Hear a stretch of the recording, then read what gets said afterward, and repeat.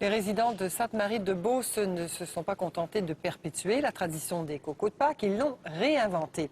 Et leur idée est si originale qu'elle pourrait se retrouver dans le livre des records Guinness. Catherine Lantier. Certains n'avaient déjà pas de cheveux, d'autres les ont rasés. Une vingtaine d'hommes courageux et surtout patients ont prêté leur coco au jeu. Ben là, ça fait peut-être 3 heures certains. Fait qu'il faut se concentrer. Faut pas bouger? Presque pas. C'est pas dans ma nature de pas bouger. Richard Grenier organise un concours de peinture d'œufs de Pâques depuis 15 ans dans sa bijouterie de Sainte-Marie en Beauce. Pour donner un nouveau souffle à l'événement, rien de moins que des cocos humains. Ça dépasse toutes nos attentes et les talents dépassent toutes nos attentes. C'est inimaginable. Je suis heureux comme un coco dans son crête. Et des artistes d'un peu partout au Québec ont été invités. Moi, je suis artiste peintre, alors c'est sûr que peinturer sur un crâne humain, sur de la peau, c'est différent.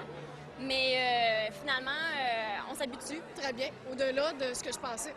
Parce que le support que j'avais pour pratiquer cette semaine, c'était mon genou. Ça ne donnait pas tout à fait le même effet. Là, j'avais la tête qu'il fallait pour le sujet que j'avais choisi. L'idée était bonne, le concept est bon. Donc, moi, je travaille beaucoup en cinéma, habituellement à la télévision. Une fois les cocos peints, c'est l'heure du test ultime.